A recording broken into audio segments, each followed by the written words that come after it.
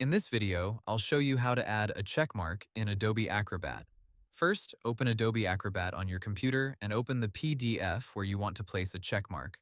You can do this by clicking File, then Open, and selecting the PDF from your device.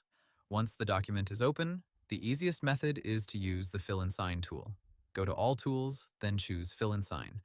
This tool is usually used for forms, signatures, dates, initials, and simple marks like check marks.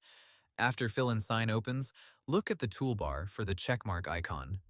It may appear as a small checkmark, or it may be inside the options next to text, crossmark, dot, circle, or line tools. Click the checkmark tool, then move your cursor to the area of the PDF where you want the checkmark to appear. Click once to place it on the page. If the checkmark is too small or too large, select it and use the size controls to adjust it. You can also click and drag the checkmark to move it into the correct position. This is useful when you are filling out a form and need the checkmark to fit inside a checkbox.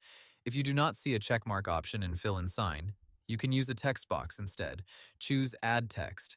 Click where you want the mark to appear, then type a checkmark symbol. On some keyboards, you can copy and paste this symbol. Checkmark. After that, adjust the font size so it fits neatly in the box. Another option is to use the Comment tool. Go to All Tools, choose Comment, then use the Stamp, Drawing, or Text tools to add a checkmark style mark to the PDF. This works well when you are reviewing a document rather than filling out a form. Before saving, zoom in and make sure the checkmark is aligned correctly. Check that it does not cover important text or sit outside the checkbox. Finally, save your PDF. Click File, then Save to update the same document, or choose Save.